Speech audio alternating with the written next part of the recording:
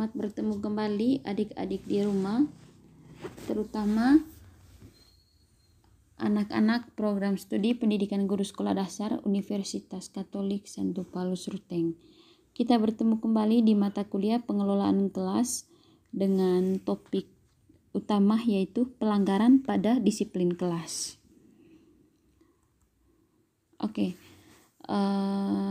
Subtopik utama kita untuk topik ini adalah ada 4 ya. Yang pertama, sumber pelanggaran disiplin kelas. Kedua, kebutuhan siswa dalam penentuan disiplin kelas. Ketiga, tampilan guru dalam disiplin kelas. Dan keempat, tips-tips menjalankan disiplin kelas. Oke, kita langsung saja pada subtopik yang pertama, yaitu tentang sumber pelanggaran disiplin kelas. Baik adik-adik di rumah, pada pertemuan berikutnya kita telah mempelajari banyak hal tentang disiplin pada level sekolah dan kelas ya.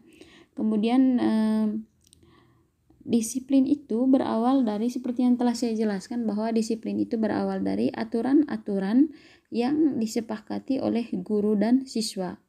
Nah, aturan tersebut diciptakan oleh guru dan siswa berdasarkan kesepakatan bersama.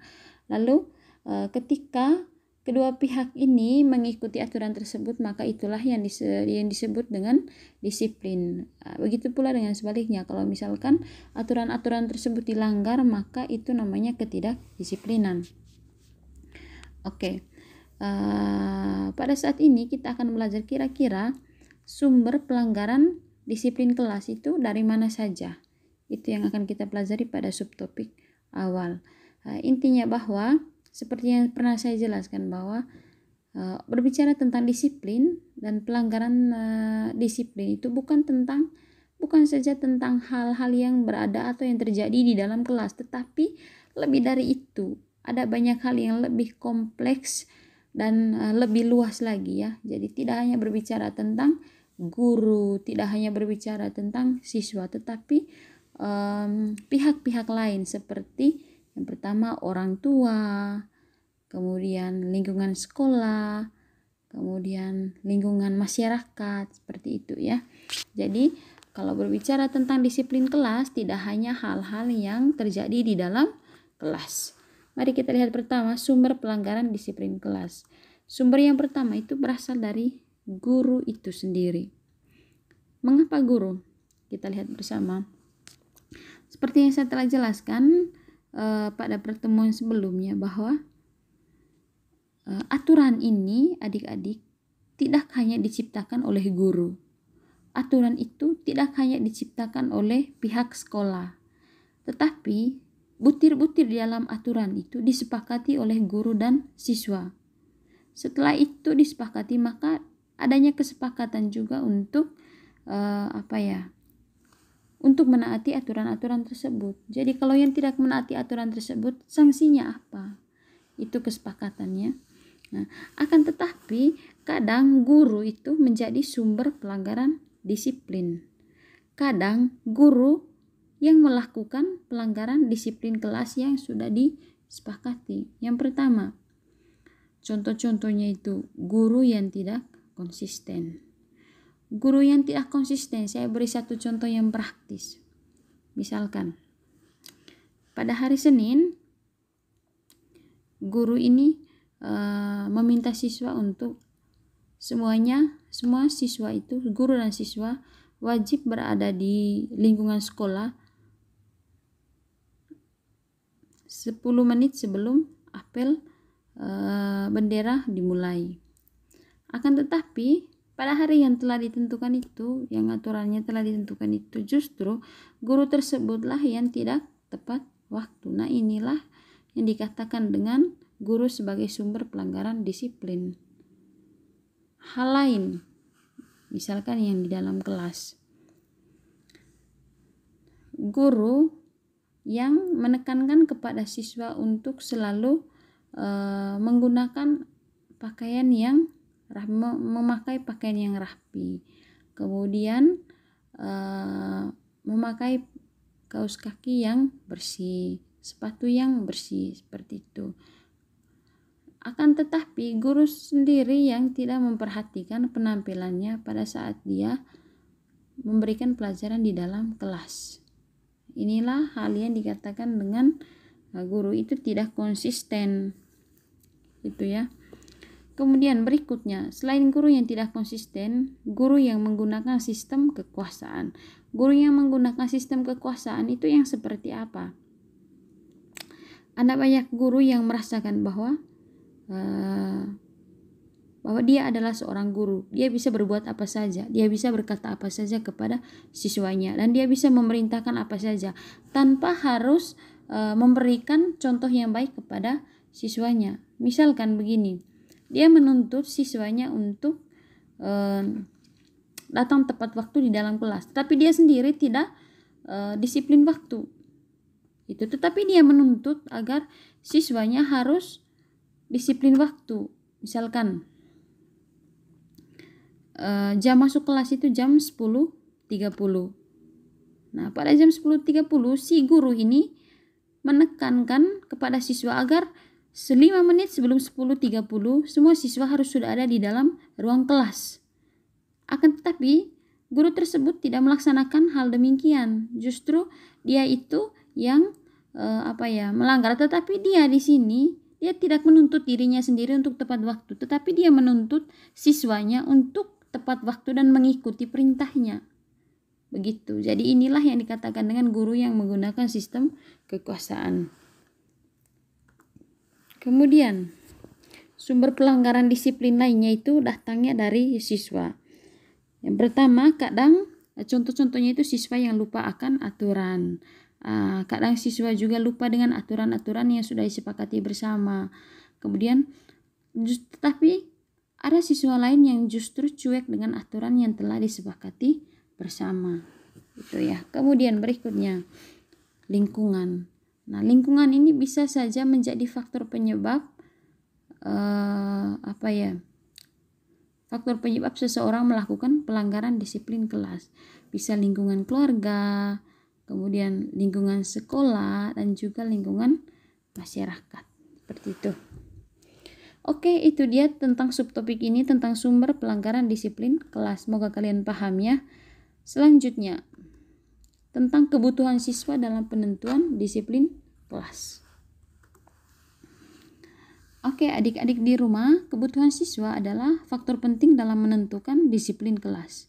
Jadi, pada saat menentukan disiplin kelas, bukan hanya semata-mata tentang memikirkan butir-butir aturan yang akan dibuat, tetapi hal yang paling penting adalah memikirkan apa hal yang dibutuhkan oleh siswa, atau kita membuat butir-butir aturan berdasarkan kebutuhan dari siswa ya. Berikut, disiplin kelas ditentukan berdasarkan situasi dan kondisi para siswa kita. Betul sekali. Contohnya, terdapat siswa berkebutuhan khusus di dalam kelas Anda, maka penerapan disiplin kelas harus disesuaikan dengan keadaan anak-anak tersebut. Paham ya? Misalkan di dalam kelas kalian itu ada anak-anak yang berkebutuhan khusus, yang dengan terpaksa anak tersebut mengikuti pembelajaran di sekolah Anda, seperti itu, karena minimnya fasilitas bagi anak-anak yang berkebutuhan khusus. Maka pada saat Anda, misalnya Anda guru, pada saat Anda menetapkan aturan agar semuanya disiplin di dalam kelas, Anda tidak boleh serta-merta memberlakukan aturan tersebut untuk semua warga di dalam kelas, tetapi harus buat pengecualian. Misalnya, kecuali si anak yang berkebutuhan khusus. Misalnya kebutuhan khusus di sini anak ini pendengarannya kurang bagus, misalkan seperti itu ya. Ini hanya contoh saja. Begitu. Intinya bahwa aturan yang kamu buat di kelas itu harus sesuai dengan keadaan dari anak-anak kalian di dalam kelas itu. Lalu berikutnya, selain itu berkaitan dengan banyaknya kebutuhan para siswa, guru perlu mempertimbangkan relevansi antara mata pelajaran dengan kemampuan serta latar belakang peserta didik. Nah, ini juga selain dengan anak-anak yang berkebutuhan khusus, hal yang paling penting dalam mempertimbangkan terbentuknya aturan dalam bentuk sebuah disiplin kelas itu teman-teman adik-adik, itu hal yang paling penting adalah mempertimbangkan relevansi antara mata pelajaran dengan kemampuan dari peserta didik kita. Itu yang paling penting. Itu. Jadi di setiap kelas sebenarnya aturan itu berbeda-beda ya, karena kemampuan dari setiap anak dan latar belakang dari setiap anak di setiap kelas itu berbeda-beda. Jadi aturannya itu jangan disamaratakan seharusnya. Seperti itu. Kemudian, pada dasarnya guru-guru perlu mempertimbangkan persetujuan siswa tentang program disiplin kelas. Seperti yang saya katakan tadi, bahwa untuk menentukan disiplin kelas atau untuk menentukan segala aturan-aturan di dalam kelas itu tidak serta-merta dibuat oleh guru, tetapi juga adanya kesepakatan antara guru dan siswa untuk membuat sebuah aturan.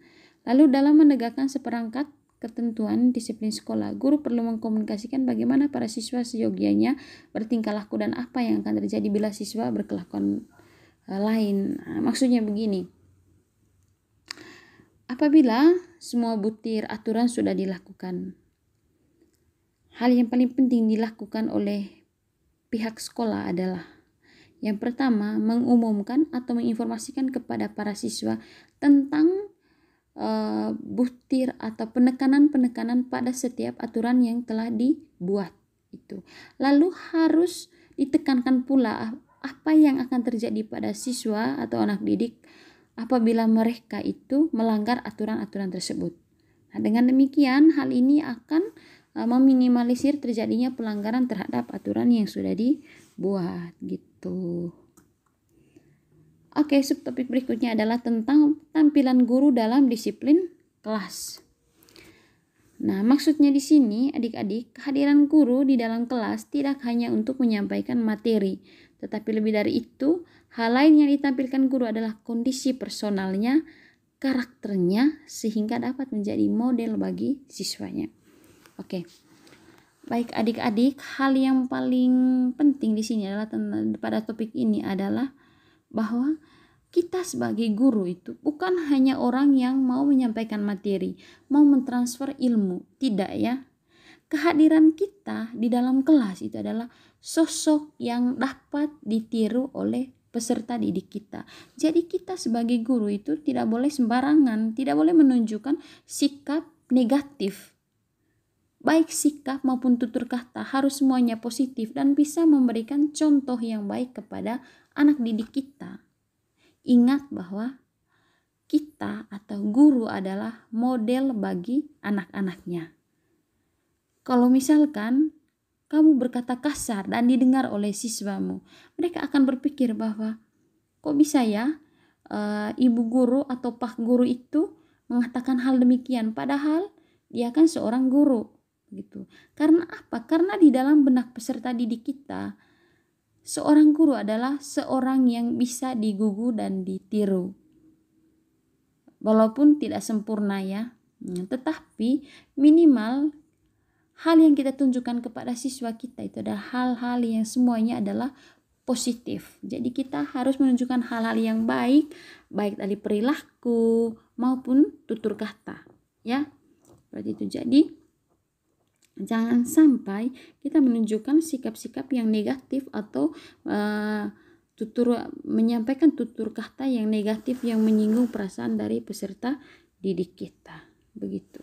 Jadi tampilan guru dalam disiplin kelas itu adalah guru tidak hanya sebagai penyampai materi, tetapi juga sebagai seseorang yang datang untuk membentuk karakter atau sikap yang baik pada peserta didik gitu.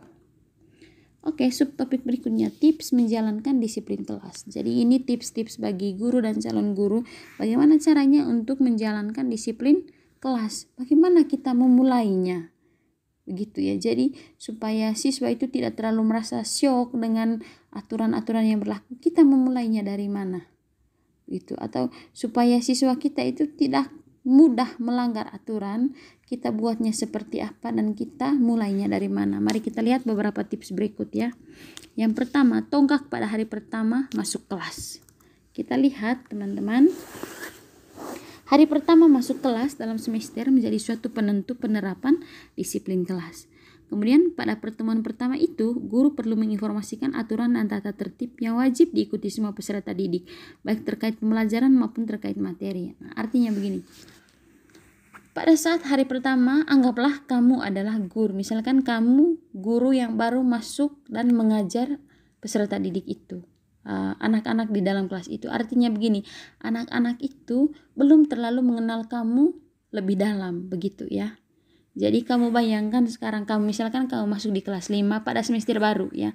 Mereka baru naik kelas 5 dan kamu baru masuk dan mengajar mereka. Nah, hal penting yang kamu lakukan di sini adalah tidak boleh membuat siswamu mengabaikan kamu.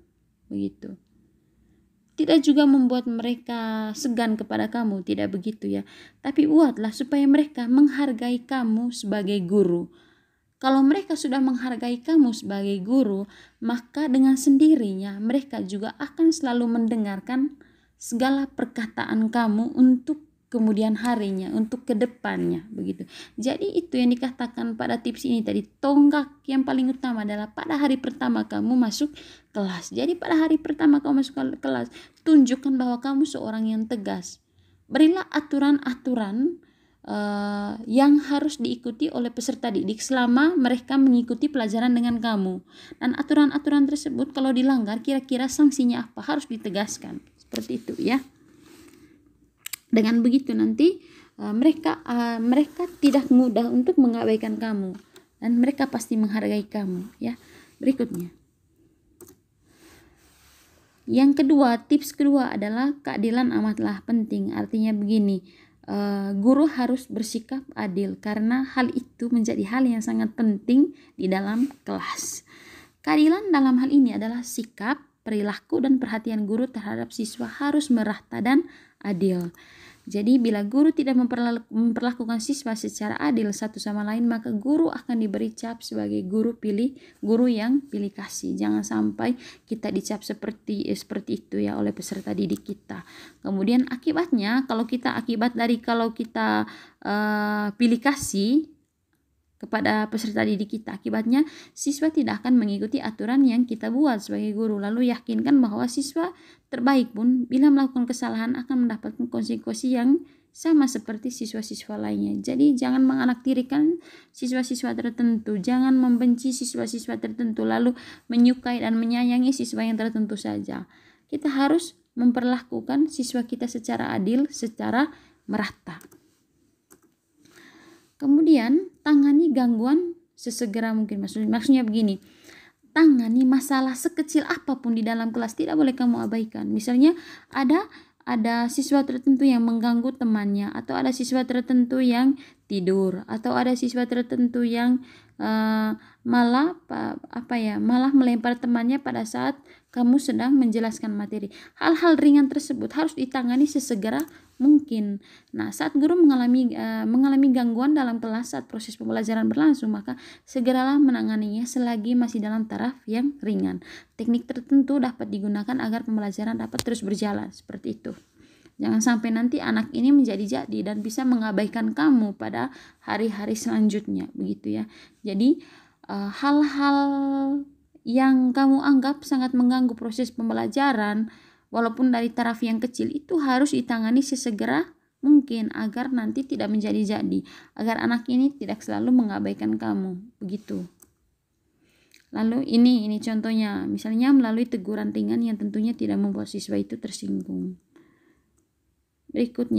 Tips berikutnya, hindari menegur siswa yang melakukan pelanggaran di depan teman-temannya. Artinya begini, apabila ada siswa yang melakukan pelanggaran, jangan langsung menegur siswa tersebut di depan teman-teman kelasnya.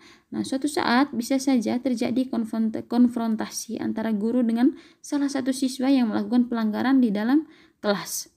Nah, jika hal ini terjadi, jangan sampai guru berkonfrontasi di depan siswa lainnya. Meskipun siswa lain tersebut mungkin akan dapat memahami guru, tapi siswa yang berkonfrontasi dengan guru tersebut akan kehilangan muka dan menjadi pecundang di hadapan. Artinya begini, kalau misalkan kamu mengajar di satu kelas, lalu ada satu siswa yang melakukan kesalahan terbesar di kelas itu, kamu jangan memarahinya di depan teman-temannya. Setelah selesai pembelajaran berlangsung, panggil anak itu lalu bicarakan dari hati ke hati, bicarakan secara empat mata. Kamu tidak boleh memarahinya atau mengungkapkan rasa kekesalan kamu terhadap siswa yang melakukan pelanggaran tersebut di depan teman-teman kelasnya. Ini nanti fatal akibatnya. Nah, guru bisa saja akan kehilangan kesempatan untuk mengajari siswa itu tentang disiplin. Jadi, artinya begini, bisa saja dengan begitu nanti siswa ini langsung mundur, artinya dia tidak mau bersekolah lagi, dan ini tentunya akan sangat merugikan guru itu ya. Artinya begini, kita haruskan tugas kita tadi kan untuk mengarahkan anak-anak. Jadi sebenarnya itu adalah kesempatan kita untuk mengarahkan anak-anak ini, membimbing yang menjadi anak yang tidak mengabaikan atau tidak suka membuat onar di dalam kelas itu. Lalu tips berikutnya, hentikan gangguan dengan sedikit humor. Ini kadangkala ada perlunya setiap orang di dalam kelas dapat tertawa bebas. Untuk itu, guru dapat menggunakan humor yang masih relevan dengan pembelajaran. Artinya kalau misalkan begini, kita mau buat selingan saat pembelajaran berlangsung, lalu kita biasanya buat humor. Nah, humor itu atau selingan itu harus berhubungan dengan materi yang kita ajarkan. Jangan sampai materinya lain, isi humornya lain. Nah, ini nanti justru tidak membuat pikiran siswa itu justru teralihkan. Jadinya anak-anak tidak fokus, tidak konsen dengan materi yang kamu ajarkan. Nah, kadang penggunaan humor di dalam pembelajaran, guru sering tak dapat membedakan mana yang benar-benar humor dan mana kata-kata yang bersifat sarkasme atau sindiran yang bisa menyinggung perasaan. Atau kadang juga kata-kata tertentu yang ditunjukkan kepada orang-orang tertentu di dalam kelas justru nanti mengarah pada bullying begitu ya, yang membuat anak-anak tertentu mungkin hatinya perasaannya terganggu begitu. Kemudian kenyataannya banyak guru yang sering membuat lelucon dengan menggunakan siswa sebagai bahan lelucon. Kadang kita memberi contoh, misalkan ada siswa yang mungkin bisa dijadikan lelucon di dalam kelas, lalu kita menyebutnya lalu membuat siswa lain itu menertawakan dia.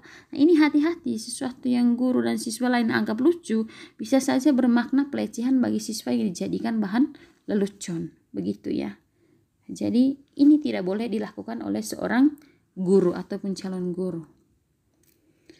Lalu tips berikutnya, beri kepercayaan kepada siswa. Berharaplah bahwa siswa akan berdisiplin dan memahami tata tertib di dalam pembelajaran. Dan yakinlah akan hal itu. Kepercayaan bahwa mereka mampu belajar dengan baik akan terpancar dari komunikasi nonverbal. Oke, artinya begini. Seorang guru perlu memberi kepercayaan kepada siswanya. Ada banyak hal yang bisa dilakukan oleh guru untuk menunjukkan rasa percaya kepada siswanya. Misalkan menggunakan kata-kata, saya yakin hari ini kita dapat belajar dengan baik. Karena itu bila ada hal yang ingin didiskusikan, ungkapkan saja. Atau begini, misalnya pada akhir pembelajaran berlangsung, kita sampaikan bahwa jangan lupa mengerjakan tugas dari tugas yang saya berikan. Saya yakin kalian pasti belajar di rumah. Itu nanti membentuk perasaan siswa agar mereka merasa bahwa berarti bapak atau ibu guru ini mereka merasa bahwa kita memang selalu belajar di rumah begitu. Oke. Tips berikutnya, rencanakan pembelajaran dengan matang. Ini penting, super penting sudah. Merencanakan pembelajaran secara matang adalah salah satu cara untuk mencegah terjadinya kemacetan saat pembelajaran berlangsung. Kemudian selain menyiapkan RPP, Anda sebagai guru wajib menyiapkan garis besar pembelajaran agar memudahkan Anda dalam menggunakan waktu dengan baik. Artinya begini, RPP itu memang adalah rancangan pembelajaran yang disiapkan oleh guru. Nah, selain RPP, kamu juga bisa menyiapkan garis-garis besar dari materi yang akan kamu pelajari sehingga kamu nanti tidak kebingungan. Jangan sampai pada saat pembelajaran berlangsung kamu sedang menjelaskan tentang topik A, lalu kamu berpikir apa ya selingan yang bagus kalau misalkan topik A selesai untuk masuk ke topik B. Nah, itu kamu bisa siapkan di dalam garis besar rancangan pembelajaran kamu begitu. Jangan sampai kadang-kala ada guru tertentu yang justru bingung. justru bingung, setelah ini saya omong apa ya, setelah omong ini saya omong apa ya, jadi bingung. Jadinya alokasi waktunya masih lagi 40 menit, materinya sudah selesai, keburu selesai. Nah inilah kemampuan seorang guru untuk mengalokasi waktu. Jadi guru harus mampu porsi materi sesuai dengan waktu yang sudah disediakan. Materinya ini apa, jadi selingan yang bisa saya buat apa, begitu. Sesuaikan dengan materi yang sesuaikan dengan waktu yang disediakan. Jangan sampai bingung. Jadi itulah yang disebutkan dengan rencanakan pembelajaran dengan matang, gitu. Lalu selalu konsisten. Tips berikutnya, jika kita memutuskan suatu hal atau menjanjikan suatu hal kepada siswa, konsistenlah untuk melaksanakannya. Ini ada contohnya di sini. Misalnya kamu guru dan berjanji bahwa minggu depan akan melaksanakan ulangan, maka sesibuk apapun kamu atau misalkan kamu sedang mengerjakan hal lain, jika guru berjanji akan mengadakan ulangan tersebut, maka bagaimana saja caranya agar kamu tetap melaksanakan ulangan tersebut. Karena apa? Guru yang dengan mudah membatalkan janji kepada siswanya, itu siswanya juga akan mudah untuk tidak menghargai atau tidak ada respect untuk guru seperti itu, gitu ya. Jadi sebenarnya hal yang kita lakukan kepada siswa kita itu kita sedang menunjukkan diri kita, siapa kita. Kalau kita tipe orang yang suka membatalkan, berarti mereka bisa menilai, oh dia ini seperti ini ya, begitu. Jadi harus konsisten bagaimana saja caranya. Oke, kalau kamu kalau kamu mau tahu saya pakai referensi apa, kamu bisa melihat bukunya ini ya. Kamu bisa baca buku itu. Kemudian di sini juga saya siapkan tugas 7. Tugas 7-nya ini ada 4 nomor. Jadi untuk bisa mengerjakan tugas 7 ini kamu harus mendengarkan penjelasan saya dari awal video sampai akhir. Oke, itu dia. Sekian dan terima kasih. Semoga materi yang saya bawakan pada hari ini bermanfaat bagi kalian. Terima kasih.